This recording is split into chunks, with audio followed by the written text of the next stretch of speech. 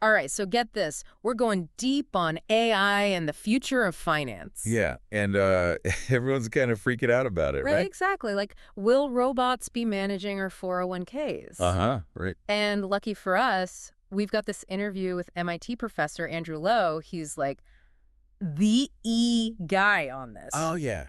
He knows his stuff for sure. So he actually thinks we're on the verge of a financial revolution. Whoa, a revolution? Like, what does that even mean? Well, think about this. He says these LLMs, those are the big AI brains everyone's talking about. Right. They can analyze those crazy financial reports, the ones that put you to sleep. Oh, yeah, the ones I pretend to read. Haha, exactly. Okay, but AI can actually understand those. Apparently way faster than any human team, and they can spot all sorts of stuff like hidden risks or even, get this, market patterns that we'd totally miss. So it's like having a superpowered stockbroker in your pocket. Kinda, but there's a catch. Oh, there's always a catch. Right. So these LLMs, they can sometimes see things that aren't really there. Wait, what? Like they Yeah. imagine stuff? It's called hallucinating. Hallucinating. Yeah. That sounds a little unsettling, especially when it comes to my money. I know, right? So how do we trust these things with our hard-earned cash if they're seeing ghosts in the data? That's a good question. Maybe they need AI therapy. Maybe. But Professor Lowe's team is actually working on something called fiduciary AI. Fiduciary AI, huh?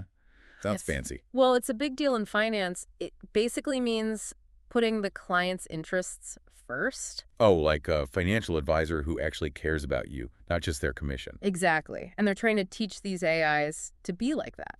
So how do you teach an AI to be ethical? It's pretty wild. They're feeding it not just market data, but like the whole history of financial law. Whoa, like all the ways people have tried to cheat the system? Yep, all the shady stuff, so the AI can learn what not to do. Haha. So it's like giving the AI a crash course in financial crime. Exactly. So hopefully it learns to be the good guy. Well, that's reassuring, but this is all still pretty experimental, right? Definitely, we're not going to have robot financial advisors giving us stock tips tomorrow. Okay, good, because I'm not sure I'm ready for that yet. Me neither, but it's definitely something to think about. You know, what's really got me thinking is this whole thing about AI and risk management. Yeah, that's a big one. Like, imagine an AI that could actually explain your risk to you. Not just spit out numbers, but like tell you a story. Right, like, hey, if the market crashes, here's what could happen to your portfolio, and here's what you can do about it. Exactly. And not in some jargon-filled report, but in plain English. Yeah, like a financial therapist who also understands the market. Haha, I like that. And speaking of feelings, Professor Lowe's work on sentiment analysis is pretty mind-blowing. Oh, yeah, the whole AI reading the market's emotions thing. Right, like, is the market feeling greedy today or fearful? And it does that by analyzing news and social media. Exactly. It's picking up on the vibes, the whispers, the rumors. So it's like AI is eavesdropping on the market's gossip. Uh-huh. Kinda. Even fake news can move markets, and AI could potentially spot those trends before they blow up. Do you think those big hedge funds are already using this? Honestly, I wouldn't be surprised. Me neither. But Professor Lowe seems to think this tech will eventually be available to everyone. That would be a game changer for sure. Imagine having the same intel as the Wall Street bigwigs. Yeah, that'd be pretty sweet. But of course, there's got to be a downside, right? Always, right. Professor Lowe keeps stressing we need more regulation, like yesterday. Why's that? He's worried about an AI arms race, basically. Yeah. The bad guys using AI to game the system even harder. Oh, like AI that helps you cheat on your taxes. Exactly. Or even worse stuff. So it's like a constant battle, the good AI versus the bad AI. And we need to make sure the good guys win. Well, that sounds like a good cliffhanger for part 2, don't you think? Yeah, definitely. More AI adventures to come. Stay tuned, folks. We'll be right back. Okay, so back to AI in finance. Right where we left off. Yeah, remember that whole AI arms race thing? Uh-oh, the good AI versus the bad AI. Who's winning? Well, Professor Lowe says we need to think about regulation, like yesterday. But wouldn't that stifle innovation? Like, hold back all the cool AI stuff.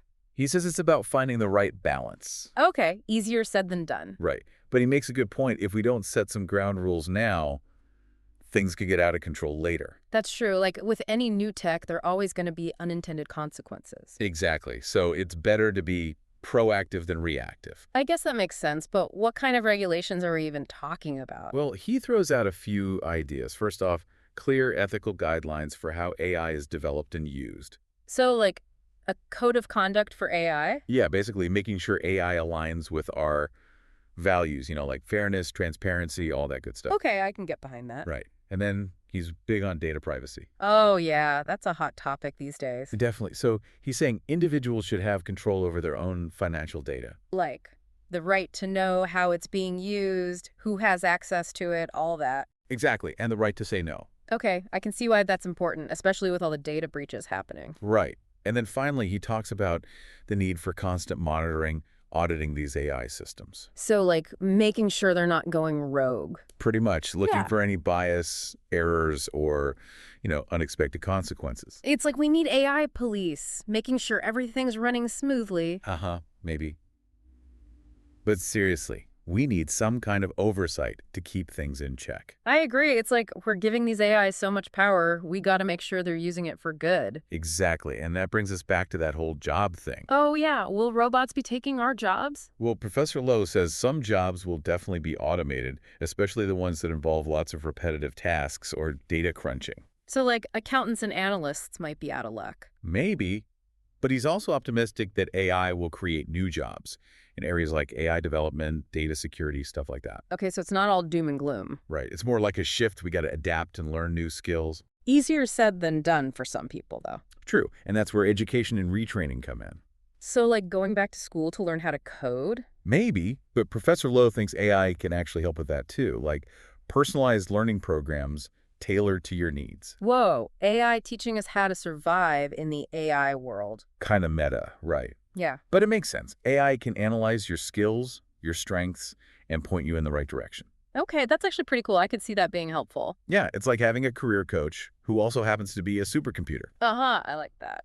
But even with all the new jobs and training, there's still going to be some bumps in the road. Yeah, people are going to lose their jobs, and that's a tough reality. Definitely. And Professor Lowe acknowledges that. He says policymakers need to step up and provide support.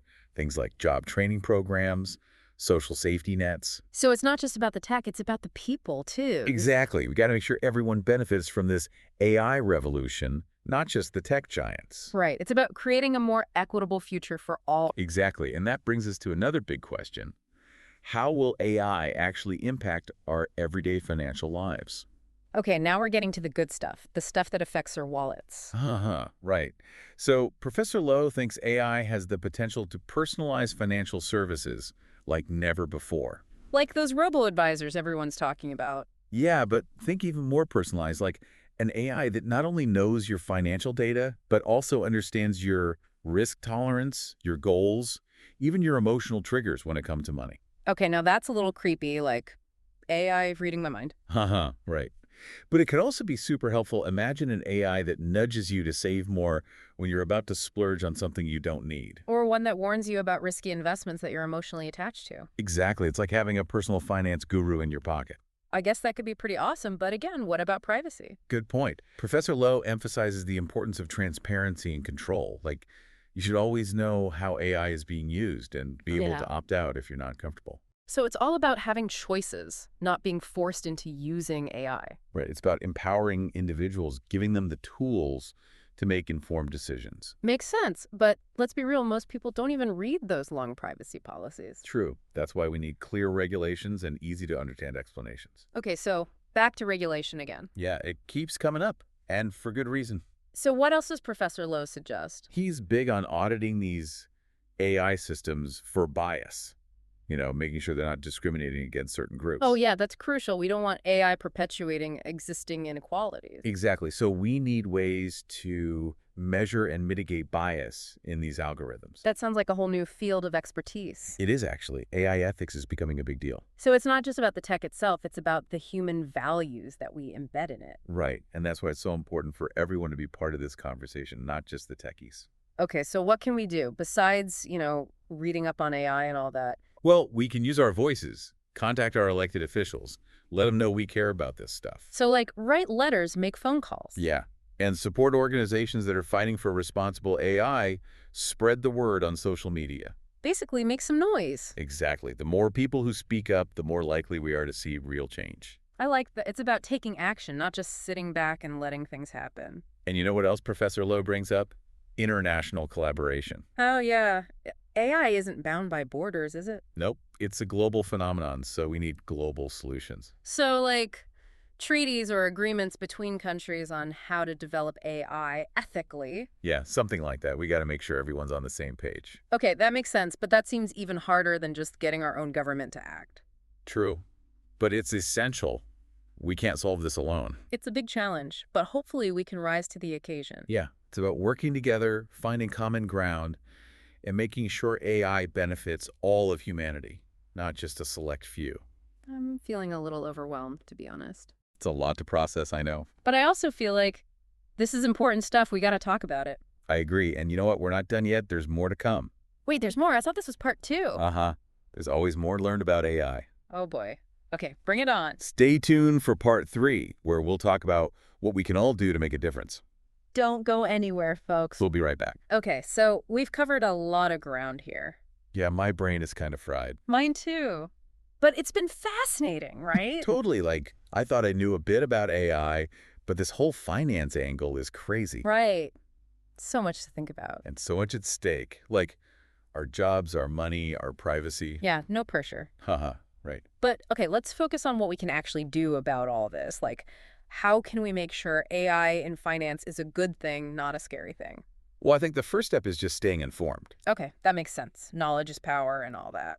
Exactly. The more we understand about AI, what it can do, what it can't do, the better equipped we are, to advocate for responsible development. So, like, where do we even start? Any good resources out there? Oh, yeah, tons. Like MIT's Computer Science and AI Lab, they've got a website with articles, videos, even online courses. Cool. I'll check that out. And there's this group called the Future of Life Institute. They're focused on the ethical side of AI, not just in finance. Oh, yeah, I've heard of it. They're the ones who got all those tech bigwigs to sign that open letter, right? Exactly. They're doing some really important work. Okay, so we can educate ourselves, but what else can we do, like, to actually make a difference? Well, we can use our voices, contact our elected officials, tell them we care about this stuff. So, like, write letters, make phone calls, all that. Yep. And support organizations that are fighting for responsible AI. Donate, volunteer, spread the word on social media. Okay, so basically, be loud and be active. Pretty much. Every little bit helps. I like that it's empowering. We're not just helpless bystanders in this whole AI revolution. Exactly. We can actually shape the future. That's a great way to put it. So it's not just about building better AI. It's about building a better society that can use AI for good. Totally. And you know what else we need to do? What's that? Talk to each other. Like, have conversations about this stuff with our friends, our family, our colleagues. Yeah, get people thinking about the implications, the potential benefits and risks. Right, because the more we talk about it, the more likely we are to make good decisions, as a society. That's so true. Like, we can't just leave it up to the experts to figure this all out. Exactly. We all have a role to play. Well, I'm feeling a lot more hopeful now, knowing that we're not alone in this. Me too. It's a big challenge, but it's also an incredible opportunity. Yeah, to really shape the future, not just for ourselves, but for generations to come. That's right. And, that's what's so exciting about this whole AI thing. It's not just about technology. It's about what kind of world we want to create. I love that. It's a reminder that we're all in this together. Totally. We got to work together, learn from each other, and make sure AI is a force for good. Well said. On that note, I think it's time to wrap up this deep dive. Yeah, I think we've covered just about everything. Huge thanks to Professor Lowe for sharing his insights with us. Yeah, he's a real visionary. And to our listeners, thanks for joining us on this journey into the world of AI and finance. It's been a blast exploring this stuff with you. We'll be back soon with more deep dives into the topics that matter most. Until then, stay curious, stay informed, and stay engaged. And remember, the future is what we make it.